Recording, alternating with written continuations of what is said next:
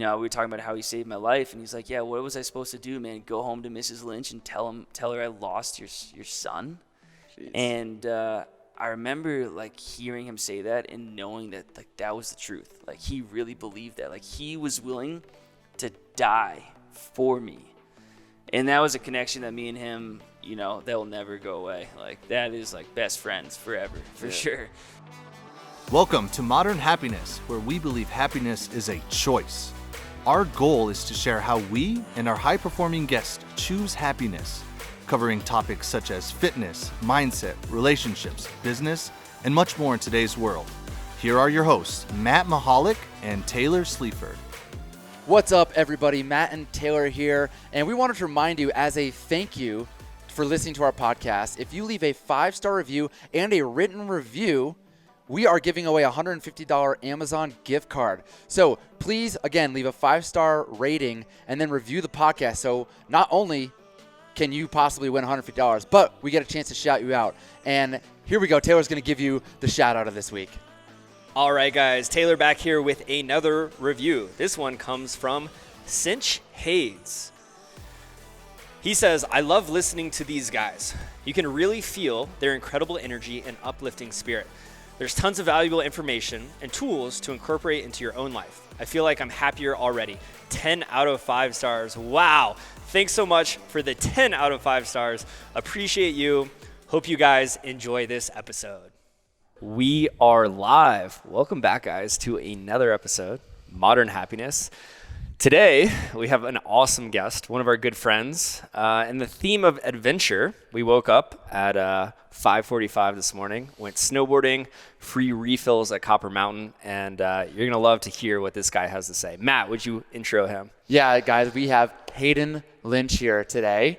He hails from New Hampshire, currently lives in Jackson Hole, Wyoming. He's gone skiing, I think, like 50 times this year. You can correct me. Yep. He is an incredible photographer, and he's a wonderful storyteller. So you're about to experience that today, right now. So Hayden, welcome to Modern Happiness. Yeah, thanks for having me, guys. I'm stoked to be here. Hell yeah, we're happy to have you. So happy to have you.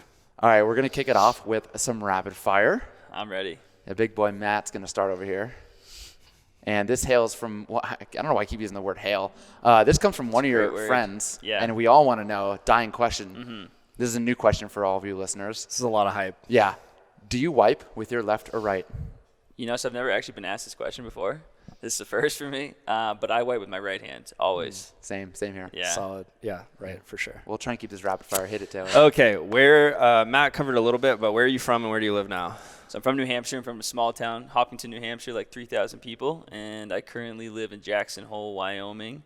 Did live here for a bit with you guys. Denver, Colorado, but headed up north just to be close to the mountains. Yeah, wow, I totally stole that rapid fire from you. I'll try not to do that. Cool. What is your favorite thing to do for fun? Favorite thing to do for fun? So a couple things. I don't really have one thing, I guess. Hiking is huge for me, just being outside. And then newly is piano. I love to play piano. It's super meditative and just kind of very, very relaxing. You threw up some piano on your Instagram story. It was probably a few weeks ago, and I was like, I love me some classical music. Not big into it, but when it comes on, I can get really into it. And man, I loved what you were playing. It was. Do you remember what that was? I responded to you. Well, I played La La Land. Oh, that's what it was. Yeah. Yeah. And now I'm like, it's a fun one to I gotta play. watch that. Yeah. I know we suck at rapid fire, but let's keep it going. All right, Hayden, what's your walk-up song? My walk-up song. So this is actually a funny story. When I was 9 years old, we actually got a stereo speaker for our baseball games, and we each picked our own walk-up music. Oh, yes, yeah. I picked Here Comes the Boom from Longest Yard. Here comes up. Here comes up. I thought that was cool. Yeah. I don't know if that'd still be my walk-up song, but, I'm just going to ride with that one. I think it should be. Yeah. Forever. I love it. That is stuck now. Yeah. What is your favorite book? Got That's a big a tough one, man. Yeah. I really liked Shoe Dog by Phil Knight, the founder of Nike. Yep. That's pretty much what inspired me to travel. That was like one of my huge influences. So I don't necessarily know if it's my favorite book, but it was very influential on me. Yeah, great answer. All right, Hayden, do you have a nickname? Yeah, it's Hades. So all my really good close friends and my parents call me Hades. They always have. recently in college, people call me Cinch, which is where I get the Instagram name Cinch Hayes. Awesome. What did you want to be when you grew up? You know, this is another funny story. When I was All really the funny when stories. I was So many I stories. haven't really laughed yet, but what? Look at him right now. If you're not on YouTube, go to YouTube right now. Look at Matt. I'm laughing at He's myself. crying. So there were two things I said I wanted to be when I was a little kid, like real little. One was a Tyrannosaurus Rex. Okay, you got me. Was It this gets 12 better. or how old It are was we? like 4. Oh, Not too okay, bad. fair. You're young. Yeah, You're this is young. 16. Oh, that's not The a other major. one that super embarrassing, but my sisters love to remind me that I used to go around saying I want to be a stark naked dump truck driver. I had What? just learned all those words in one day, and I decided to put them together, and Wow. that was what I was going to do. That's So, incredible. Quite the Yeah. vocabulary lesson. Yeah, I guess. I feel like we kind need of to make this failed happen. at becoming both of those, but I guess it's still It's time. not too late. It's not too late if you can figure it out. Never too late. Okay, last rapid fire question. What is the best purchase you've made of $150 or less? Ooh, $150 or less. Best purchase I've ever made. That's a really good question.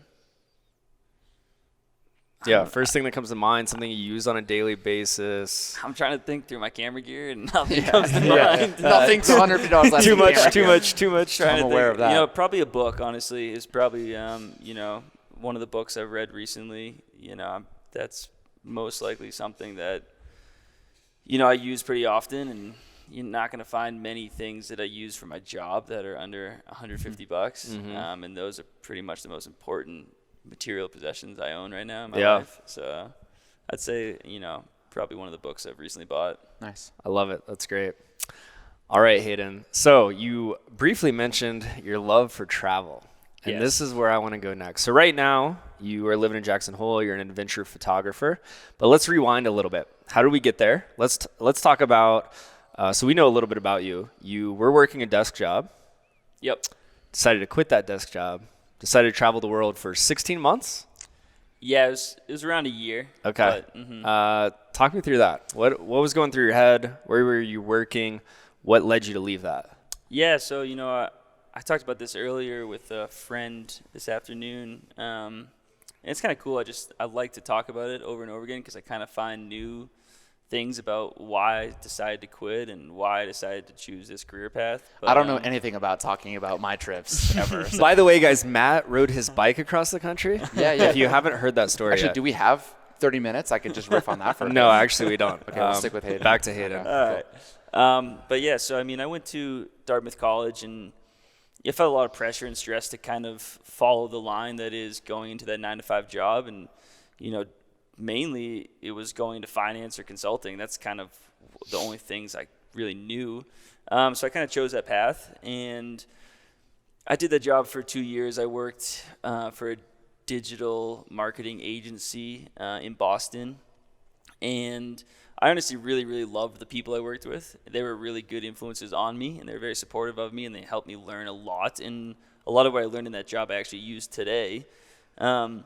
But it was kind of just crippling my sense of adventure, my sense of curiosity. I had all these ambitions. I wanted to see the Himalayas. I wanted to scuba dive the Great Barrier Reef. I wanted to just explore and meet people that would kind of have a dramatic impact on my life and teach me lessons that couldn't really be taught in a classroom. That was really my biggest goal. So, I decided with my parents' support, which was huge for me. Not having my parents' support would have made this decision so much more difficult. So after 2 years at the company I worked for, I decided to quit and pack my bag and buy a one-way ticket to Hawaii and never look back. I'm curious because you said a lot of things I think people can relate to.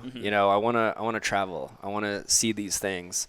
But what really led you to actually doing that? I think that's the biggest difference. Yeah, was there a breaking point? Or? Yeah, was there a catalyst that you're like, all right, something's got to change? Yeah, there were a few things. One, living this sedentary life that I was really starting to wear me down, not just physically but mentally. And I felt like I was getting to a point that's I'm going to go over the deep end and not be able to climb back out. And that is kind of how I felt, and it was really scary. Another thing during this time is I'm reading this book Shoe Dog by Phil Knight about his travels around the world and all these amazing experiences, all the people he met. And I'm also watching this documentary called Departures about these 2 kids that quit their job at 27 and just travel the world and document the whole process. And they go to the Himalayas, they do everything. And, every night I remember dreaming of like being in these places and having these experiences.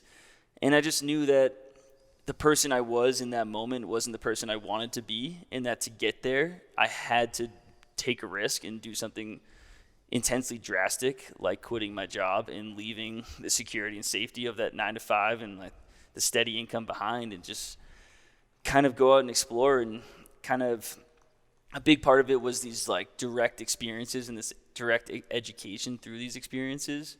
And that was just really, really important to me in that time, and it still is today, Was it scary to make that decision? And I'm curious what the conversation was like with your parents. Yeah, my parents supported me from the moment I actually brought it up. I think they kind of always have known that I'm a very independent and kind of somewhat reckless person in that way, where like I'm ready to just cut ties with something and do something new. They were very supportive of me, and I think they probably knew that if they had said no, I still would have done it. Yeah. So it was kind of, a moot point. That honestly, having their support made all the difference, because I remember having friends and other, close people in my life that was saying, are you sure this is what you want to do? And I remember thinking, no, like, I'm not sure, but I'm going to try, because I know that what I'm doing now is what I don't want to be doing. And that was like the only confidence I really had. Wow. We could end the podcast right there. That was amazing. Yeah. I mean, I think that's the big thing, is a lot of people were in that position and still are in our 40 and 50 and continue to realize that they're not happy, but they don't do anything about it. And it's kind of why we asked the question. It's like, what's the breaking point to be like, I need to do something. This isn't it.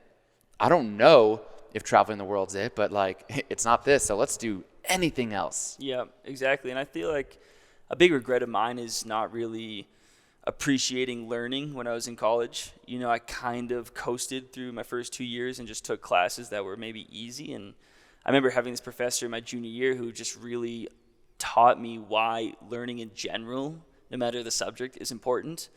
And so I kind of look back at being like, I feel like I missed out on parts of my college experience. Like, there's so many courses I want to take, whether it was art history or more English courses. And I knew that traveling the world and actually having direct connections with these cultures and with people that lived and grew up in such different ways than I had ever experienced was a form of education, and was going to teach me more about life and about myself and about the world and humanity than any course I could have taken at Dartmouth was going to teach me. And that was very important for me. Dude, yeah, that's huge. I think I was an engineer for, 5 years, and I was like, why did I go to school? It was all like design, and then I got into construction, which was totally different. And I was like, I should have just spent 4 years in construction, and I would have been way ahead of where I am now. But yeah, I think that's a really good point, and to be able to see that and go understand that, like, I need to go explore this. Exactly. Yeah, it's awesome. Yeah. Mm-hmm. Yeah, it's amazing how much experiences can shape who we are. I think a lot of people can relate, because you said you knew what you didn't want to be doing. And I think there's a lot of people out there who realize, I don't want to do this or I don't want to do that, but they have trouble figuring out what they do want. Mm-hmm. You also mentioned earlier when you were talking about this breaking point, you said the person I wasn't who I wanted to be. So I'm curious, who did you want to be?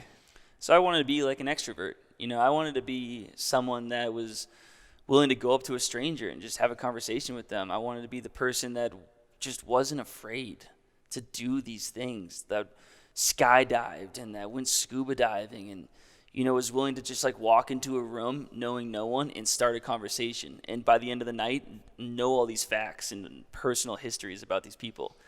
And I was afraid of all of those things, when I was like kind of in my sheltered life, working this 9-to-5 job.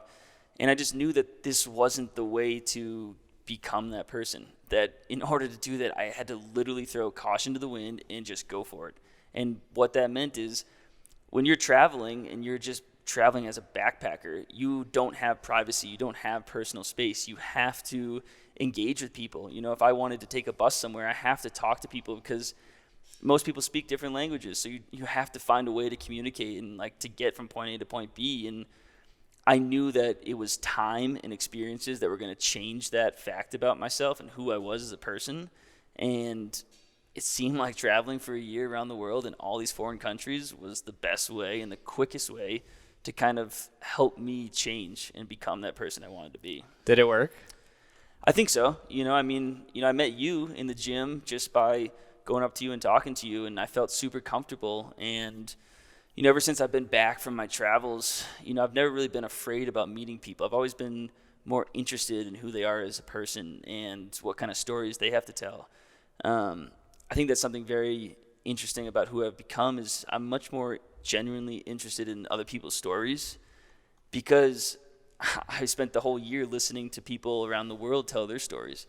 And it was fascinating. It taught me a lot about, life and all the different aspects of humanity. And I came back here realizing I just spent a whole year, engaging with people outside of my home and outside of my country. And I never really gave my home and my family and the people here a chance. I never really had that time to engage. And this past year with COVID and everything, I've really just spent 2020 and 2021 just exploring America. And it's been amazing because I've been able to have these conversations and meet these random people and just learn, about my own culture, which has been really cool.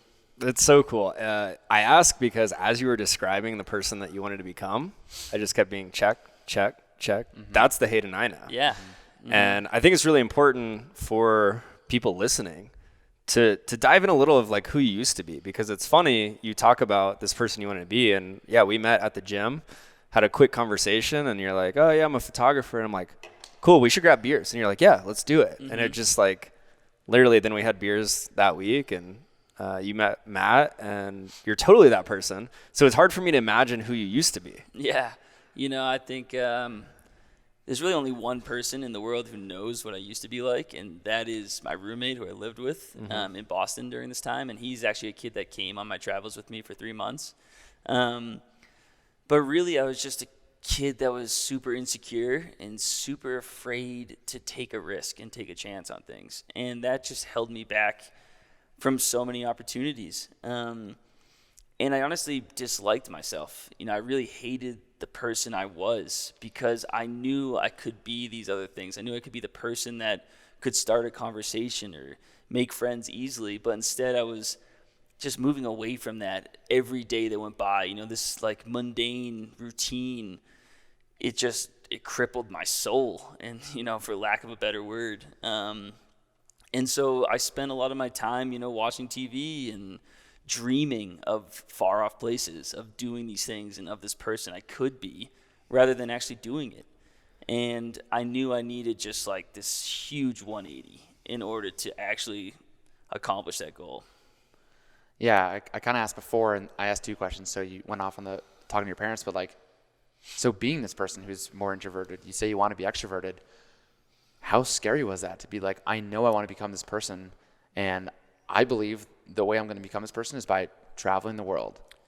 Yeah, I always knew it was inside of me. Like, I always knew that it would come out if I did this thing. So I was never really afraid. I was more afraid of making the wrong decision. Like, maybe I'd go travel for a year, nothing would really happen, and I'd come back being like, oh, can I come back to work? And that's what scared me, because I knew that this isn't what I wanted to do for the rest of my life. And so my biggest fear was really like, well, what is that thing then?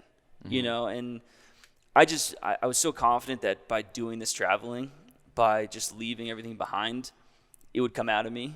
And it did within the first month, like it didn't take very long, because when you're camping every day and you stop caring about what people think. You stop caring because you realize that everyone has their own insecurities, and everyone is fearful of things, and everyone has their issues. So if you just push aside those problems and just talk to someone in a very genuine way, like you actually care and want to hear their stories, all of a sudden you get this insane respect back, and this like generosity, and like it was a very cool transformation to experience, and it was very cool because it happened pretty quickly. Yeah. That's awesome. So I know Taylor and I are like over here winking at each other. Testicles are tingling a bit.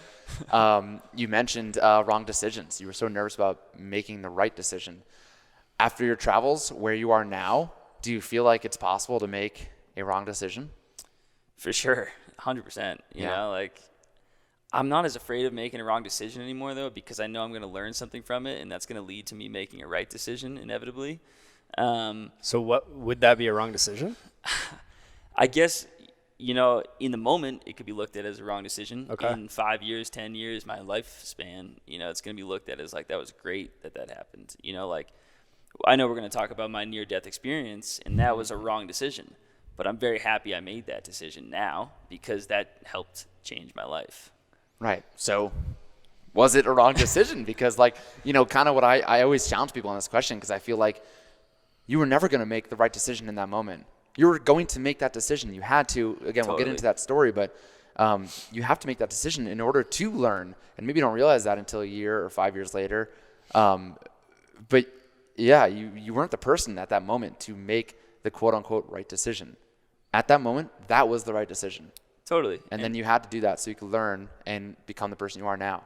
Yeah, and, you know, I think that's a good way to look at it. And I think it's really tough to have that perspective in the moment when you're, you know, freaking out or you're really scared or, you know, things are going wrong. And that's just, like, comes with experience. That's self-awareness. That's being really understanding of, like, why you're making a decision and the consequences of that decision.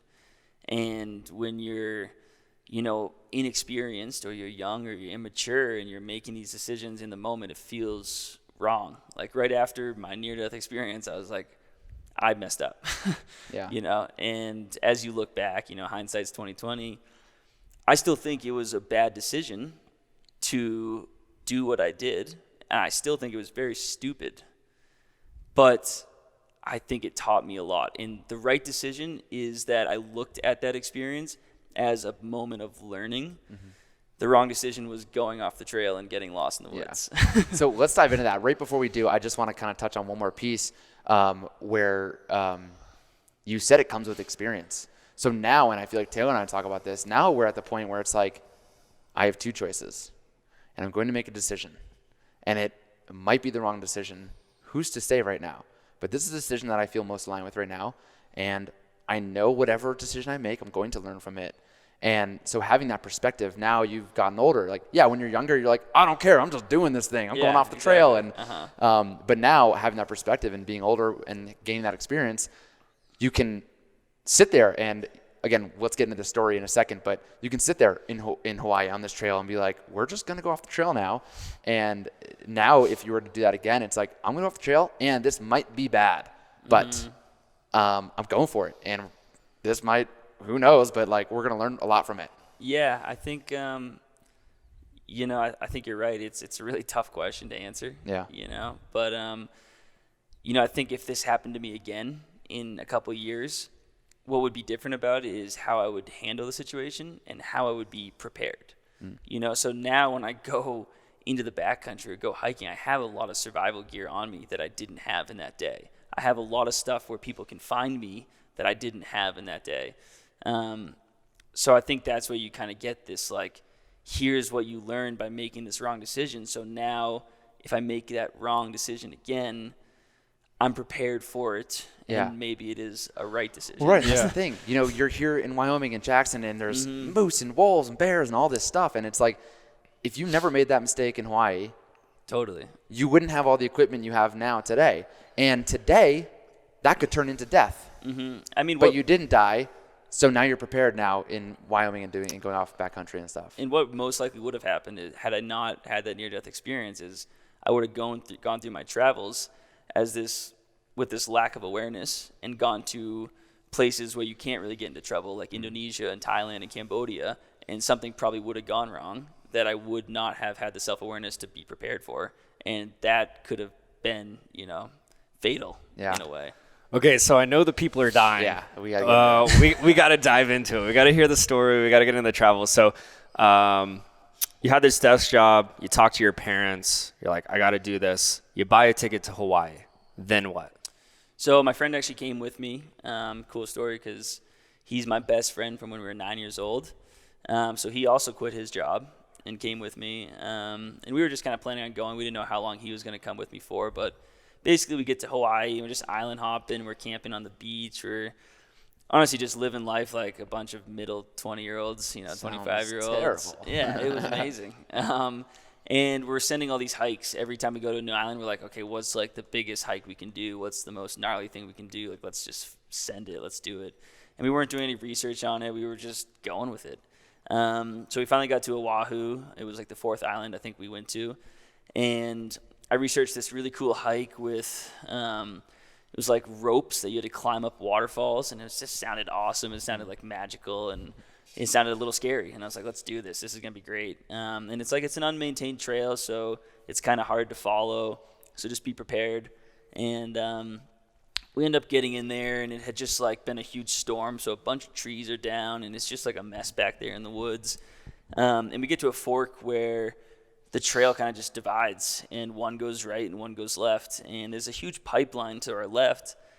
And I'm thinking, instinctively, like, why would they ever build a trail along a pipeline? That's not very natural. That just seems weird. So it's like, let's go right. That makes much more sense. Looking back at the research I had done, it clearly says go left. Overlooked, But so we end up walking up the right, and we get to the top of the peak, and we summit, and we see the trail that continues down this ridgeline and kind of loops around. And I'm like, oh, well, it's clearly a loop. Like that trail that went left, it will come back around, and we'll go out that way. So we basically just start sliding down this ridgeline. Where my legs are spread, dangling over both sides of the edge. It's probably like 1,000-foot drop on both sides.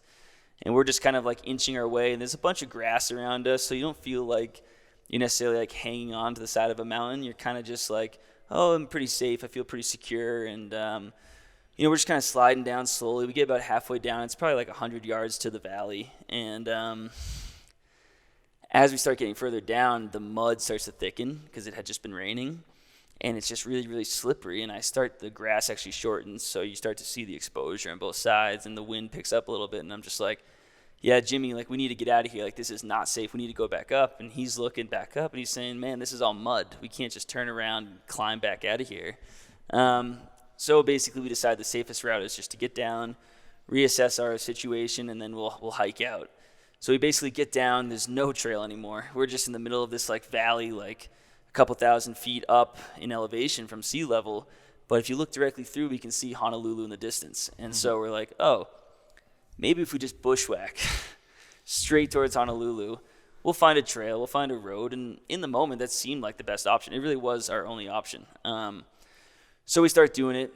We bushwhack for about 2 hours towards Honolulu. And what we didn't think of in the moment is that we're still pretty high up. So to get to Honolulu, we have to go down. And we're bushwhacking over waterfalls. My buddy is literally sliding down like 10-foot waterfalls into huge pools of water. I'm throwing him our backpacks. He's like wading across, like holding the bags above us. We're all ripped up. Like my shorts are just completely ripped. They're just dangling from me. Like my legs are bleeding. Neither of us speak for probably 2 hours while we're hiking out. We're just like the adrenaline is going and we're scared. In the back of my mind, I'm thinking, what happens when we get to a point where the waterfall's too big, or it just ends, or, we can't pass anymore. Sure enough, after like 2 hours, we get to a waterfall. It's just a 200-foot drop. And, we don't really know how we got to this point because we're just bushwhacking the whole time. So there's no way to kind of turn around and climb out the way we came because, there wasn't a trail. So I reach for my phone. I'm like, okay, we got to call the police. Like, we're going to have to get, helicoptered out of here. Like, I don't know any other way. And my buddy kind of looks at me and he's like, I think we can climb down this waterfall. And Sure. Yeah. Yeah, I'm looking over the edge like it's slick rock, and I'm just like, yeah, I don't know. And he like finds this route down that after I look at it, I'm like, that's not the most impossible thing. And I'm like, like I'll give it a try. I'll lean over the edge. I'll start traversing over, and I'll see how it goes for 10 feet. And if I don't like it, I'm coming back. We're calling the police. And, we decide this is the best decision. So I pretty much lower my body over the edge, and I'm trying to get footholds in this slippery, wet rock. And I finally get my feet in, and I start lowering myself down, and to the point where I'm just completely vertical with this wall. The water is just rushing right to my right. And it's just like 200-foot drop. And the scariest part is there's no pool of water at the bottom. It's just rock. You know, the water's just like exploding everywhere on these like sharp rocks. So I starting to traverse. Meanwhile, Jimmy's above me. He's watching me. He's like making sure I'm okay, and just kind of spotting me, I guess, but not really. And all of a sudden, my feet just slip out from under me. They just like slip on the rocks, and I'm holding onto this grass that's just holding me to the wall, and I'm just like flailing about trying to get my feet back in some holds to just maintain my position. And as I'm doing this, the grass is just ripping out of my hands. Like it's just pluck, pluck, pluck, pluck, pluck. And I just feel my body literally start slowly slipping down. And I feel myself falling. So I'm grabbing more grass and grabbing more grass and grabbing more grass. And it just keeps ripping out of my hands. And I keep sliding further down. And immediately, everything like kind of goes quiet. And I hear myself talking in my head. And it was only one sentence. It was just, Hayden, prepare to die. And I have this like instinct to kind of curl up in a ball, in the fetal position. That was kind of my instinct. But before I did that, I just scream out to Jimmy. I'm just like, Jimmy, I'm going to fucking die. Like, you have to save me. I'm like screaming. And, sure enough, like the grass rips and I fall. And right as this happens, Jimmy just reaches down, grabs me by my wrist, pulls me up. And, I climb back up and I'm sitting atop the waterfall and we're both like sweating, ripped up, bloody. And we're just like, we're not talking. We just like are sitting there just like overwhelmed with emotion and fear and everything. And we're just like staring at the ground like, holy shit, like, did that just happen? So sure enough, I'm like, okay, like we got to do something now. We're still stuck. So I call the police and they transfer me to search and rescue, and the helicopter ends up coming out. We're waving our clothes around. Like I'm yelling to the pilot on the phone, like, you're way too far left. And he's like telling me commands, telling me to shut up. And like, you need to tell me like left or right, up or down, like stop like crying, like stop saying all this stuff. Like give me commands. Finally they find us and they're hovering right above us. And he like shoots this laser out at us, which I guess marks our location. And then they fly away. I'm like, oh, that was weird. Like, why do you fly away? Yeah. So, he calls me like 10 minutes later. He's like, don't worry, we didn't leave you. We were getting the search and rescue team ready. We just needed to make sure we had your location. We'll be back out in a few minutes. Sure enough, 10 minutes later, they come back out, and they come right above us. And I see the pilot talking to the rescuer, and he's getting ready with his harness, and he's like opening the door, getting ready to jump out. And all of a sudden, the whole helicopter above us just like stops and just starts fluttering back and forth, like literally like a dreidel about to like stop its spin. And the captain just like screams at the rescuer, who slams the door closed. They just turn around and take off out of there. And I'm just like, oh my God, like the helicopter can't even save us. Like, what are we gonna do? So to keep the story short, they actually try this 2 more times, and they fail both times. So after 3 tries, it's been about an hour of us sitting there waiting. And they call us back. They're like, we just have to wait for this storm to pass because you're in a pocket and there's no wind. And helicopters need wind to fly. So he's like, if we can't get you this time, you're staying there overnight. So we'll drop you some food and water, and you're going to have to just hunker down. And I'm thinking, like, no way. Like, no shot am I doing that. Fuck like, you. We're hiking out or something. Yeah. We'll find a way. And then so the 4th time they come out, and you can tell they're like, this is the time. Like, we're gonna get these kids. So the guy's already standing on the landing pads. He's just already out of the helicopter, ready to go. The helicopter comes zooming in. The dude just jumps out like as it's flying in, lowers down, lands right in front of me, unclips, and the helicopter flies away. So the rescuer is there with us. He has me sit down. He's just like commanding me. He's like, shut the fuck up, sit the fuck down, like just like yelling at me. And I'm just like, yeah, no problem. I'm doing anything he can, anything he tells me. And, finally he hooks me up. The helicopter comes back in, and my buddy Jimmy's sitting there, and he's really scared of heights. So I'm like, you need to be okay with what's going to happen because this is life or death. So the helicopter is going to raise us up. You're going to climb into the helicopter. We're going to fly us away. Everything's going to be fine. But you have to be willing to, like, be raised up and climb in. You have to get over that and accept that. And he's like, I can do that. So I'm like, okay, great. So they hook me in, and the guy just radios. He goes, we're good. And then the helicopter just takes off, launching me in the air off the edge. And I'm just like dangling below this helicopter, like by a rope as it flies through the valley. And my buddy is just sitting back there. Watches the whole freaking thing. out. He should have gone first. He's freaking out. And I remember him telling me, he was just like, I was just praying to God the whole time. You know, like he was really scared. But they went back, they got him. You know, they lower us down in a soccer field. There's like 20 cop cars, fire trucks, ambulances. All the locals are out on their balcony, like watching this happening. And I'm just like, oh my God, like this is going to cost me $10,000. This is going to be like such a horrible like way to start my travels around the world. And it ends up not costing me anything because in Hawaii, the taxpayers pay for search and rescue. So it's free. So I go to the police officer. I'm like, what do you need from me? He's like, nothing. I'll call you an Uber. Calls me an Uber. I get in the car and we leave. And it's just like, that's the end of it. So obviously to finish off the story, me and Jimmy go to the nicest restaurant in Honolulu.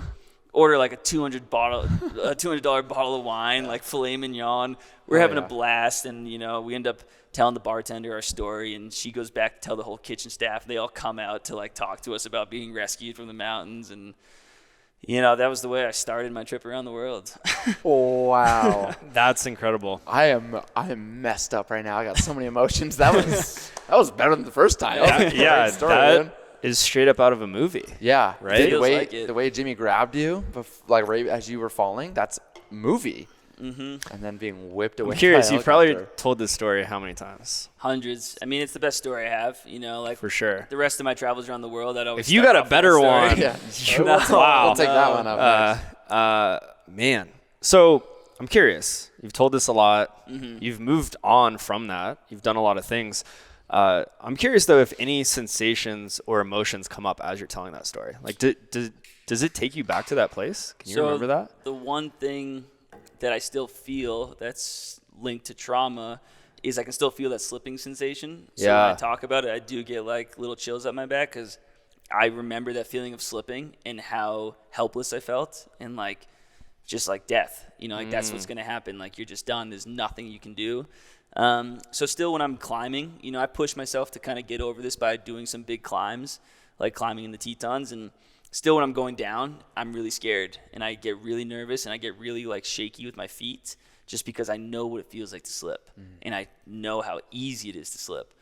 So that's really the only thing that, you know, I still keep with me from that. And I try to push myself to do some crazy things like climbing the Grand Teton and, you know, doing some other climbs and some other, you know, gnarly hikes just to kind of push myself past that and not let that define me. But, you know, obviously it's difficult. Yeah, so it's not letting it define you, but how has that shaped maybe how you live your life now?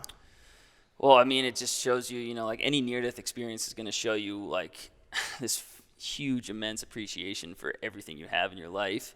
It's going to, you know, really tell you all the things that you want to do, you know, before you die. And like it shows you that like rapidly in your mind, all these images kind of go through of like having kids, having a family, traveling the world, doing these things and seeing these things that you've always dreamt of and realizing in that moment that, well, you can't do them anymore because you're going to die. So yeah, you know, like all that kind of goes through your head. And when you're back on the ground, you're like, all right, let's go do those things. You know, let's make that happen because, you know. Memento mori, right? You took the words right out of my mouth. I felt it, man. Ryan Holiday, this is our other shout out. Yeah. Stoicism. You want to talk about it? No, you know memento mori. Remember death is what it means. Yeah, memento mori is, I believe it's Latin. It's part of Stoic philosophy that is translated to remember death or remember that we will die, and that's the only thing that's promised. And it's, you know, obviously that's a wild experience. Yep. But I think most people can relate, and it sounds morbid, but when you realize that, you know, we're all going to die at some point. And Matt and I have this conversation a lot, and I have it a lot with clients, but it's like when you're on your deathbed and you're looking back on your life, are you going to regret, you know, not sending more emails, doing that desk job, or are you going to regret, you know, trying things, traveling the world? For sure. I love that story, and I'm so glad that you were here to share that because, you know, people don't have to do this wild thing, but just taking one step, you know, would be better than having regret at the end of their life. Totally, you know. I gotta ask, when you're hanging there and you have this thought in your head, Hayden, get prepared to die. Was there anything else going through your head? Because I think about this often where it's like, I'd be like, can I just call my mom once more, you know, or can I call, you know, my brother or my dad, and you know, can I get a conference call, FaceTime real quick, like, I got 3 seconds Yeah. of fall time. Was there one thought or one person that kind of came in your head, or? No, that was pretty much it. I was like, you're in survival mode. So obviously you're just thinking about protecting your body. And honestly, all I'm thinking is like, okay, I'm like calculating everything, right? I'm like 200-foot fall, sharp rocks. How do I contort my body so I don't die? Like, what do I do so that when I do fall, I survive somehow? So I once read a thing, just total side note, maybe it was Quora or something, but if you were to fall, I think it was about skydiving, but if your parachute didn't open, you actually want to do like a pencil dive, Yeah. stick your toes out, because the more impact that your bones can absorb, like, hey, we'll break our feet, And our legs. ankles, Yeah. legs, all the way up, and hopefully our heart doesn't explode. But yeah, if you were to be in that fetal position, likely you'll just fucking explode at that point. Yeah. But you actually would want to be like kind of pencil. Yeah, So just I mean- note that, guys. If you ever in free fall, So- try to be a pencil. It's good to know, man. Yeah. It is good to know. Think about calling your mom, dad, pencil. Yeah. Remember this podcast. Ticonderoga. It's my safe word. Oh, man. Okay, so you survive. You get helicoptered out. You go have a big steak dinner. The next logical step is you go home, right? You go go back to the home. desk job. You quit the plans to travel the world, right? Is that what happened? No, that's not what happened at all. I mean, so I actually did go home. Okay. I did kind of just need this like recharge. It's kind of like let's reassess Fair enough. what we're doing. Dude, I think my heart rate's at like 120 right now. I like Yeah. can't come down from that. I felt the chills. Dude, I felt for like I was sure. there. That was well told. And Thank Man, you. yeah. But yeah, so I did go home. I spent a week at home. I think I went home for Christmas. And me and my friend Jimmy, we talked a lot about what we're gonna do. I talked to my parents. I actually called my mom right after. That was the first thing I did. I called my mom and I was like, "Don't freak out, but this just happened," because I just wanted to hear my mom's voice. Yeah. And in the end of the day, we decided, and my family supported me. It was like, we gotta get back out there. Like, we just gotta do it. There's gonna be a huge mistake if we let this end our trip, let this end our travels. Dude, I don't mean to interrupt, but it's kind of like I talk about this with my clients where you ask for something from the universe. You're asking to be more extroverted. You want to build these relationships. You want to be this higher self of yourself. And when you ask for that from the universe, God, gods, whatever you believe in, it's going to test you. And it's sure. going to say, do you really want this? And that was your first test to be like, hey, man, you almost died. Yeah. Now you're going to go home and be the, desk jockey? Or are you going to keep going and keep pursuing what you really wanted to be and this person you want to become? And that's you stepping up and saying, yes, I want this. Let's do it. I'm in. Yeah, I mean, it was a huge challenge. I remember just being like, I wasn't even physically exhausted. I was just like mentally drained. I didn't even know how to comprehend the next day. I didn't know what to do. I remember the whole emotions hit my buddy the next day. So we were out there having a steak dinner, and I'm like still like kind of crying, and I'm just like, Jimmy's just like, man, we're fine. Like, what's your problem? And we wake up the next morning. I'm like, I'm just gonna go to the beach and swim. And Jimmy's like, I can't leave. Like the whole day, he's just like, I'm so sorry. Like he just couldn't stop apologizing because he felt like it was his fault. And side note, what was really, really cool, what he said to me that morning, he said, we were talking about how he saved my life, and he's like, yeah, what was I supposed to do, man? Go home to Mrs. Lynch and tell her I lost your son? Jeez. And I remember like hearing him say that and knowing that like that was the truth. Like he really believed that. Like he was willing to die for me. And that was a connection that me and him, they'll never go away. Like that is like best friends forever, for sure. So we recollected ourselves and we got back on the horse, bought a one-way ticket to Fiji, and sent it back out across the world, and kept going. Dude, oh my God, I'm like I'm just like feel warm right now with that. I love that friendship, that brotherhood. But on that same vein, Let's go, baby. I'm saying it now, by the way. On that same vein, we talked about letting things define you and letting that moment again kind of define you. And even still today, right? You're still going on hikes and you still tremble going down, a climb or whatever it is. And I think a lot of people deal with that whether it could be so many things in people's life, like maybe a death of another family or a breakup or like maybe your spouse dies or whatever. And then like no one opens up to love again, right? Where it's like, no, like this is such an important part of your life and growth. And like, this is what fills you up. So you got to keep doing the things. You kind of have to face that Totally. feeling of slipping again because like this is what you love doing. Yeah. And for people to kind of, I don't know, like let one thing to be like, this is it. Ryan, I know Taylor does a lot of this with his clients where it's like, sometimes we don't even know that that's what's happening. But these stories we tell ourselves define our life. And again, we're not open to love again, or we stop doing the adventures because of this one moment.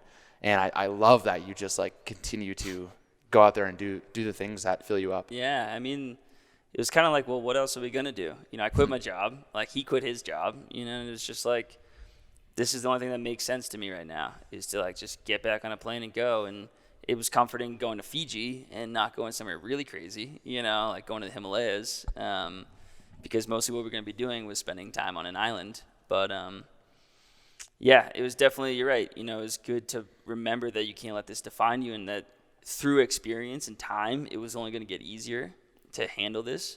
And at worst, you have a really cool story to tell. Yeah. Yeah, it's becomes a practice. It's very much about getting the reps in. And I love what you said. I remember when we met, we met at the gym at Omnia, and you were training to hike the Tetons, right? Yep. And now hearing this story, and you're like, I knew I have to do that. I have to keep pushing myself so that it doesn't define me. And it's funny because this summer, I told this story on a previous podcast, but we talked about skydiving. And the short version, I had a friend who invited me to go. For her 30th birthday, I said yes. As soon as I did, I got so scared. And then it was like, Yeah, it becomes real. you know, and I remember talking to you about it, talking to Matt, and you guys are like, I love being the type of person. And it's funny because I never questioned. I was like, actually, now that I know I'm not scared, I have to do it. Yeah. I just have to do it. And I know you're the same way, Totally. where you're like, no. And that's what you did here, right? It's like you took the time, which is reasonable, and you were like, no, I have to. Now more than ever, more than sitting in the desk job back home, it's like, I have to go do this. Well, you know, like, the more you do things, the more experiences you have, you know, the better you become at handling them, the better you become at dealing with fear. So, like, the first time you go skydiving, you're filled with this fear and you're super scared and nervous. The fifth time you go skydiving, you're ready to jump out that plane, and you're probably still scared, and it's probably still that really like a tense adrenaline and excitement, but you're Scary more and comfortable. exciting. You're more comfortable with it. You're more ready for it the next time. And it was just like traveling. It's just like, now I've gotten really into climbing because I want to get good at that. I want to become sure-footed. I want to make sure that, like, I'm not scared. And every mountain I climb, it gets easier. You know, every country I traveled to, I got more comfortable, you know, and those experiences got better. And I was able to kind of just dive into those cultures, into those places more wholeheartedly than, you know, I might have been had I just been like, I'm done. I give up. Yeah. Oh, man, such is life. Everything you just said. Right, Taylor? You can't have your 50th without the first. You know, we went snowboarding today, and I was hitting some jumps, and I'm like, I never would have been, like, hitting these things, like, you know, whatever, a year ago or even the beginning of the season. But rep after rep, it gets easier. Yep. And that is just literally life. Travel, all the things that you're so afraid to do. You do it once, and it's like, oh, I'm alive. That actually wasn't so bad. And, you know, Taylor can talk about story work, but we make this stuff up that it's like, this is going to be terrible. Everyone's going to make fun of me. And then you do it, and it's like, actually, no one made fun of you. And and you've learned something. And now the second one's going to be better. And then by the time you do it the 50th time, it's easy. Jumping out of the plane's easy now. Yeah, exactly. Yeah. I love it. Man, this is so good. Okay, so I want to dive into a little bit of your travels, and then I'd love to talk about what you're doing now and kind of how you got there. So we posted on Instagram to some of our followers, send any questions you had. So Really to all of our followers, wasn't it? well, one of us is not on Instagram at the moment. That's me. What's up? He's going dark on you guys. Don't worry, he'll be back by the time you hear this. So kind of a synopsis. So basically Hawaii, then you traveled for a year all over the world. What was your favorite place and why? Yeah, I get that question pretty much. That's the most asked question I get when I tell people I traveled the world. I don't really have one. I think I have three. I'll allow it. Yeah, I do. I might honestly put Nepal at the top, and I might put it number one, honestly, just because it was such a special place. What made it special? The people I met, for sure. And I had another kind of scary experience in Nepal where I got really, really sick with the flu. And I actually had to get helicoptered out to a hospital. Big helicopter This guy. guy loves the This helicopters. is only 4 months after Hawaii, and I'm just like, are you When do kidding the lessons me? start? Yeah, Start when are you flying going to be a around. pilot? I You mean, know? You got the headset on right now. the writing is on the wall. And this actually is a really cool story because, you know, I have like 104 fever, you know, I'm throwing up, like I'm feeling like I'm dying, and I'm in Nepal, like deep in the mountains. So I'm really scared because I just know there's no infrastructure out there, that if I do get really sick, like, what are you going to do? You know, you're just going to drink water and have soup and hope you get better. And I knew I needed fluids and I needed a hospital. And so they're actually, like, my guide is, like, pretty much carrying me down to the helipad to take me to Kathmandu, to the hospital. And helicopter lands, we're, like, 5 minutes out. And I just know that I have to get there, and I just have to get, like, fluids in me. I have to rest. Like, I'm feeling horrible. And right as I get down to the helipad, the helicopter just takes off. I'm like, that was weird. Like, why would it do that? And sure enough, you know, a bunch of clouds had rolled in and a bunch of fog. And the guy who was running the helipad is just like, yeah, it's too dangerous. We can't have a helicopter come till tomorrow morning. I'm like, oh, God. Like, I can't do it. Like, I can't stay here another night. But obviously I have to. So, you know, I take some Advil and Tylenol and end up falling asleep, force feed, you know, some soup into me. And I actually wake up the next day feeling great. You know, and I ended up suffering for a couple more days of, like, not eating. I ended up losing 15 pounds in, like, 3 days. So and new fat diet. The Nepal diet. yeah, it's a good one to go on. Everyone write that down. Quick, That's the next one. quick diet. Hayden's working on an ebook right now, guys. Yeah. He will actually fly you in a helicopter to Nepal, drop Just you for off. this experience. Yeah. Yeah, exactly. It's $10,000. You thought COVID was bad. But it definitely works. But you know, this was, you know, seeing Mount Everest was immensely important to me. It was like my goal from the beginning of the trip was to see Mount Everest and get up to it and pick up a rock from it.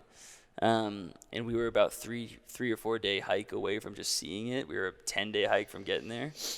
And so I was just kind of like, oh man, like, I'm not going to see Mount Everest. And I started coming to terms with, like, I'm going to go home. Like, and again, the trip's over. It's only 4 months into a year. I'm like, here we go. Like, I'm going to go home, I'll rest, and then I'll come back out. You know, that was, like, just what I was starting to accept because I knew I had to accept it because it was going to happen.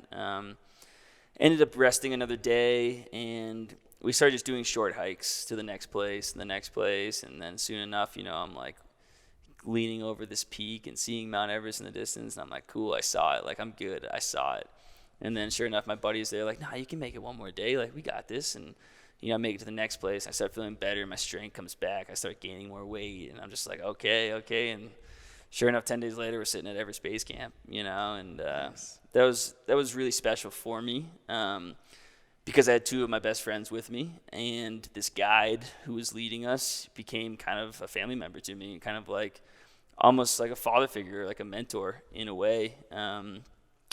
And just the culture they have in Nepal, everyone is very kind. You know, people took care of me, people that didn't know me at all. You know, I remember staying in a tea house, and the people running the tea house were just bringing me water and bringing me food. And, you know, this is their livelihood. Like, I should have been paying for all this stuff, but they didn't care. They weren't asking for money. They were just like, you have to eat. You need to have this soup. You need to have these vegetables. You need to drink this water. And they just, like, I would wake up with 2 Nalgene's full of water that I had already finished, and, like, they had kept filling them. And then I remember that night I actually woke up with 2 pillows under my head, and my head was propped up. And I looked over, and my guide is sleeping on his backpack on the mattress. And it was just like, I'd known this guy for 5 days. And it was just like, wow, like, that is just, like, pure generosity, pure, like, the definition of kindness and, like, caring. And, you know, that just really spoke to me. That really, like, was touching. And the fact that we all made it there together, and, you know, my guide had brought these cookies from Kathmandu that we were all going to share. And when he cracked it open, it was just like, oh, my God, I can't believe this moment's happening. You know, Everest is right there. And, yeah, it became a very special place for me because of that. Okay, so follow-up question. This may be the same or different, but who is the most memorable human you met? For sure, my guide. Yeah, his name's Sakal. He lives in a small village, Rapsha. Yeah, he was just super influential to me just because of his charisma, his ability to take care of me, you know, his ability to just, like, go through hardships and just keep a smile on his face. And I know you hear that a lot about foreign people and people in these more underdeveloped countries, but, like, this truly was who he is, you know? Like, he is that person that just was always smiling. You know, we'd play chess every night in the tea houses trying to acclimate, and Yeah, he was just a very special person, and I hope to get back to Nepal soon and see him again because sending adventures with him was pretty awesome. Dude, you get me fired That's up so and cool. inspired to travel. I love it. It reminds me of the bike trip. And, like, dude, you go across country and you're on this bike with all your gear on it. And people are like, what are you doing? And, you're in, like, Missouri or whatever, Yep. Kansas. And then you're like, I'm biking to California. Or for me, it was Oregon. And they're like, what? And they're like, yeah. They're like, oh, my God, come over. Mm-hmm. Like, I got a bed. You can do laundry. We actually have a ton of food. I'll cook you dinner, all this stuff. And I'm like, coming from the East Coast, New York City, Connecticut, I'm like, I would never invite a stranger, a dirty stranger on a bike who smells like into my home. With long hair. But yeah, right. It's long now. It was. I thought it was long then, but yeah. But it's incredible. Like what humans, man, it warms my heart hearing you tell that story. And I think the more you experience that, it's like people are good. Mm-hmm. People really are good. And this is kind of like episode 1, right? We're inundated with the news and all this stuff of this negativity. And, 2020 was like, all this bad things is happening. It's like good things are happening too. There are billions of good people out there. Mm-hmm. But all we get fed is this negativity because that's what sells and that's what makes money and that's what keeps people coming back for more. But truly, there's these incredible people out there. And it's like you don't realize it until you go out and experience it for yourself. And on that note, man, I'd love to hear your stories. I'd love to hear a person that was super influential for you or someone that just had an impact for you because you just said you met tons of people that were super kind to you, and I'm imagining there's a person that was just had a very large impact on you, and I'd just love to hear about it. Yeah, I could hit it now. We can talk about it after because people have heard my story, so I don't want to. Yeah, this is about you right now, but I'll tell you a bit about it after. Awesome. So you ended up traveling for about a year. I'm sure we could spend 10 hours right now just hearing all the stories, but I'd love to hear how that shaped, who you are. You came back to the States and now you're a world-class adventure photographer. What are you doing now? How did that transition happen? And how did you fall in love with photography and storytelling and writing? Yeah, I mean, it kind of just happened for me. When I was traveling, I was journaling every day and writing all my memories down, everything that happened to me that day. And I knew that because traveling was just so chaotic that I didn't want to forget anything. I wanted to have this diary when I got home that I could just flip through and just read these stories and read these emotions that I was feeling in that moment and kind of relive it. And I kind of thought going into this traveling that by the time I got back, I would know what I wanted to do. Because that's like what you think as an immature kid. And obviously I came back October. Hold on. I will tell you, because I met people on my bike ride who did the bike ride who are not immature kids who were searching for something. Sure. And they were searching so hard they never found it. Yeah. Where it's like, and you can attest to this, you live in the moment more. Totally. And just experience the journey, not the destination. That's when you can end up finding it. But when you try so hard, and we talk about this with finding passion, right? It's like I need to find a passion and I need to it's going to find me or all this stuff. It's like, no, you got to go try stuff and be open to accepting what might happen. Totally. That's a good point. And, that's 100% what actually ended up happening. But, when I got home, I just wanted to all I wanted to do was tell my stories, because I was like, I had this amazing experience. Like, I just want to share it with people. I want people to be inspired to go have their own adventures and make their own stories. So I ended up just started writing my stories down, and I thought maybe I can submit these to some magazines. Maybe I can reach out to my alumni magazine or some airline magazines and start selling these, and maybe that's how I could make a living. And I worked really hard at it for honestly only about 6 months, and I published 3 or 4 articles, and every time I would publish these articles, the magazine and the editor kept coming back and saying, we need pictures to supplement this. And I was just having these crappy iPhone pictures. And I was like, I don't really have really good pictures, but, here you go. And the more articles I wrote, the more I realized, if I could just capture some moments with photography, I could really create a business. And all of a sudden, it was like, let's buy a camera. Let's do this. So last May, I think it was, I picked up a camera for the first time and just started taking pictures. I didn't really know what to do. I was watching YouTube videos and asking some friends, and I would take my dogs out on walks and sunset and just let them run around and start trying to take pictures of them in good moments and good light. And I just kept working at it, and all of a sudden I realized that photography was so much more about being in this moment and immersing yourself with people and friends and animals, and it was much more exciting to me. It was like I get to do what I love by being outside and being with people I love, and I get to tell those stories too. Writing for me became this thing like I had to do. This is how you're going to make a living. And it was also just a very lonely career. Every day I'm writing these articles, I'm just by myself in my room. So I'm inside, I'm by myself. These are two things I don't want to be, So all of a sudden I pick up a camera and I start doing these things, and it's just like, yes, like it just clicked. I was like, this is for me. I want to try to do this. And honestly, I've gone out and shot pretty much every single day, or, watched YouTube videos or taken courses or just tried something new pretty much every single day since.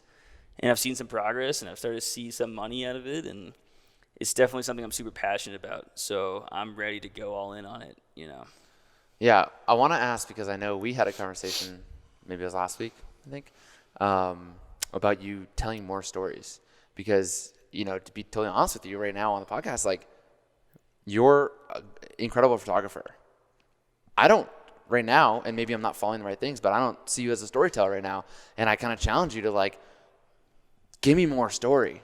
Totally. And we've shared this Chris Burkhardt story, podcast, where he's like, yeah, I could tell you what, the Mount Everest base camp looks like, but he's like, I want to get deep into that. Like, what is the snow crunch under my feet, and what does it feel like to click the shutter button in that moment, and what is that like for me, and all those things. And it's like, that's what I would love to see more from you. Again, not totally. to put you on spot right now, but like to challenge you, because I think you are a good storyteller. I mean, shit, I just got chills from all the things. I'm like sitting here, hand on my chin, like I'm raptured into your deep blue eyes right now. I'm loving all of this, and I want to see that in the writing more. And I think that's what you love anyway. And that's kind of where you were, telling stories, and you're like, now I need photos for this. And it's like, well, now I'm just seeing the photos. What happened to the storytelling? Totally. And that was the whole kind of point, right? So it's like, let's get both of those back into it. Yeah, and I think it just comes with practice and comes with experience, and obviously it comes with the support from your friends and people pushing you to be better and to challenge yourself. But it's difficult. Like, when you're learning a new skill, like photography, something that's so vast and just difficult, it's really easy to just focus on capturing a picture and less about telling a story. And so I think it is like an evolution within the career that it will come full circle. And I know I can work harder at it, and I want to. And I think, coming down here to Denver, going on this road trip with my buddy over the next week to Utah, going on these trips is where these stories are going to come out of, and where I'm going to be able to challenge myself more to capture them and tell them.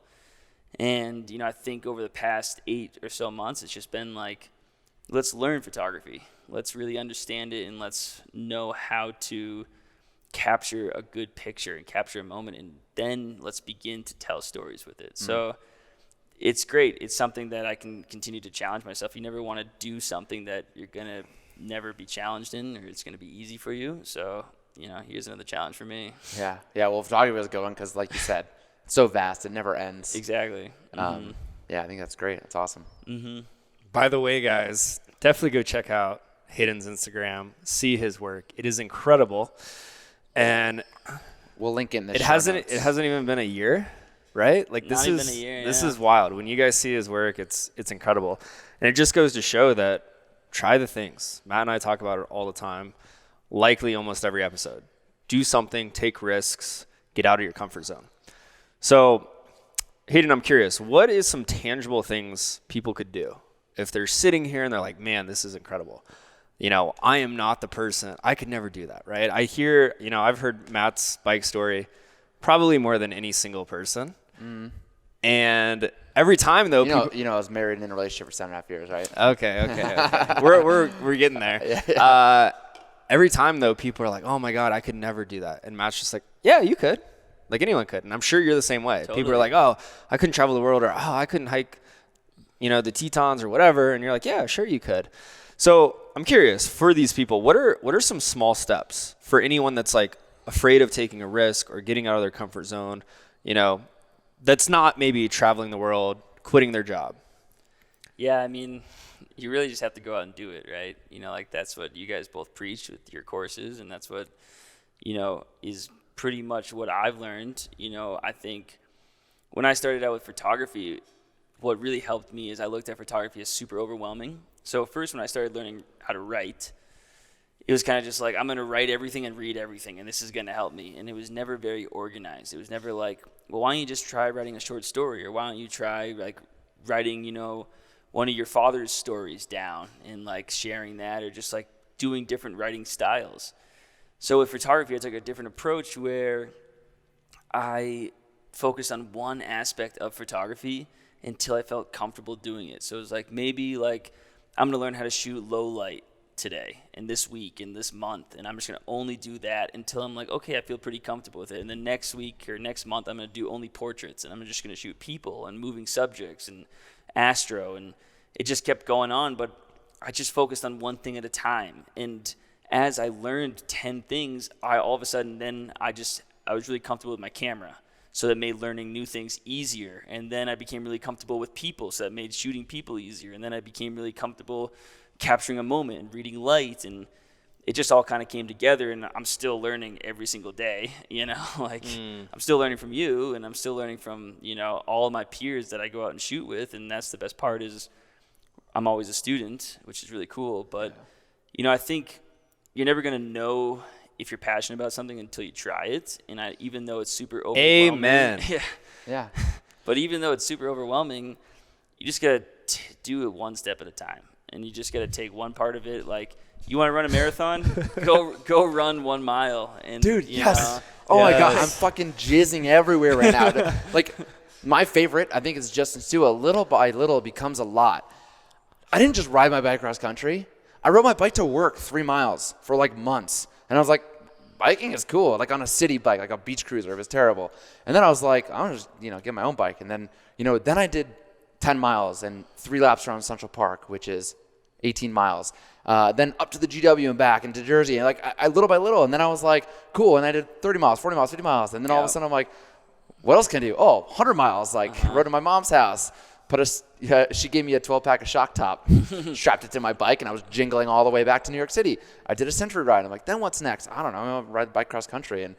But it was all this little steps, months after month, day after day of like learning how to fix a flat. Then it's like, okay, now I got to learn like, oh, I got to get a bike light, you know, and a bell for New York City. And like when I started to say, learn how to change a flat, like all these little things that go into biking. But all of a sudden now I know how to fix a lot of things that's wrong with a bicycle, you know, fix a chain. I could replace your chain and lubing it and all that stuff. But it's like, I didn't just learn this shit and then tomorrow I run my bike cross country. It was all these little steps.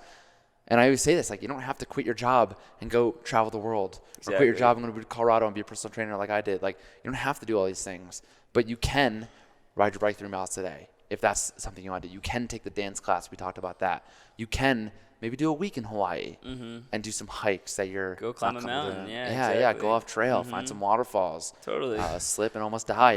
Take the pipeline route, guys. Take the pipeline route. Yeah, I love that. I think too many people get overwhelmed with the big picture. And just like you were talking about with photography, I'm going to focus on one thing today. There's another quote. I don't know if I've dropped this on you yet, Matt. No way, dude. Tiny pieces build big machines.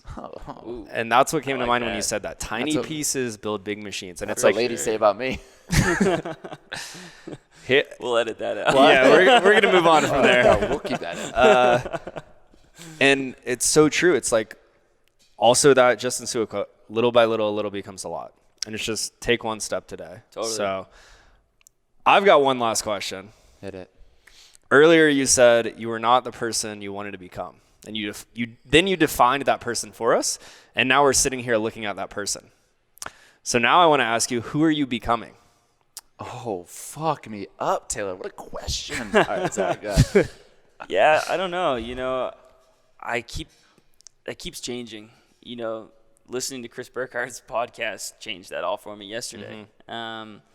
You know, meeting fellow photographers changes that for me. You know, it's kind of like last year was just like, let's learn photography. I want to be a photographer, so I want to learn how to do it. And now it's kind of like, well, okay, you kind of know photography. Like, well, what do you want to do with it? Who do you want to become? What do you want to share with the world? And I've always wanted to really, after traveling, I've always wanted to get people to kind of have those experiences and get people to be out of their comfort zone. And to me, the only way to do that is by sharing my stories and inspiring people. And so I think that is what's next. It's being a storyteller, being a teacher, being someone that can go do these crazy adventures and show people how they can too. You know, so when the borders open up and when I feel like I'm in the right mindset, you know, I'm going to go to Mongolia, or I'm going to go to sub-Saharan Africa, or I'm going to drive from, you know, Colombia to Chile, or go to Antarctica. And these are goals of mine. You know, I've made a list of big things I want to do. Like, I want to sail across the Atlantic Ocean. I want to live on a deserted island for a week. I want to do these crazy intense things so I can learn what it's like. I want to live with nomadic tribes in Mongolia. And I want to then capture those stories and learn from those experiences and from the people that I'm with. And I want to bring them back and share them with people and inspire people and show them that you can do them too. And that's inevitably always been my goal, whether I've known it or not. Now that I feel somewhat comfortable with a camera and writing, I feel like I'm getting closer to getting to become that person. But honestly, it's just about working hard every day at it and just maintaining that passion and that creativity and, you know, hoping and making sure it comes and works out. So, yeah. I love it. I love it. I'm raptured by Hayden right now. You said that earlier. I've into never it. heard you use that word, raptured. Yeah, I've been watching a lot of Jurassic Park, so got Raptors on the mind, and Wow. I'm raptured. Dude, I think you said it perfectly, where it's like, that's it, man. Like, things can change. Totally. And that's okay. You wanted to get really good at photography. You are now. So now what do you do with that? And, like, that was the goal, and now the goals can shift, and, like, maybe the story changes, you know, maybe that's not the thing in 5 years, but you're going after that right now, and it's okay to do the thing and then it changes, because you're gonna grow, you know, along the way, and that's super important. And it's like, you're not gonna grow by sitting there and doing the shit that you hate. So I mean, a year ago today, so I was inspiring. pursuing just trying to become an author. Yeah. I really thought like this was my passion. I really thought this is my purpose in life, was to be an author, to write a book one day. And that's not to say I won't try to one day, but I now am like fully engrossed in photography, and that is something that makes my heart flutter, that excites me. Writing was not. So because you picked up a camera. Exactly. Because you tried it. And what is it going to be a year from now, 5 years from now? Who am I going to be? What life events are going to happen to me that's going to change my perspective? And yeah, we'll see. Oh, Awesome. man. Hayden, you make my heart flutter. You do too, man. Thanks, buddy. Cheers. Awesome. Hayden, thanks so much for having us on. Where can people find you? What's the best place to connect? So you can find me on Instagram for sure, Cinch Haydes, and you can, I always answer my DMs. I got my email on there. You can email me. I love talking to people. Anyone wants to talk, ask questions about traveling, photography, honestly, anything, I love it. So I could talk for hours about all this stuff. Yeah, catch this guy on Clubhouse. Big Clubhouse. Totally. Yeah, big Clubhouse. I'm on Clubhouse now. I love talking and meeting people. So if you guys do have any questions, just reach out to me, DM me, whatever. I'll answer. Thanks. I cannot wait to see you for the next big adventure. Totally. Yeah, hell yeah. And he said he's posting his best photo tomorrow, which you guys won't, he'll have posted it a few weeks ago by the time you hear it. But just keep looking out, because the next one's going to be even better. For sure. And this guy's a great photographer, a great storyteller. I love hanging out with him. Such a joy to have you on the podcast. So yeah. Thanks again. Guys, like, subscribe, leave a review. You can win $150. And I think that's it, Taylor. Any final words? No. Thanks again, Hayden. Yeah, appreciate you guys having me.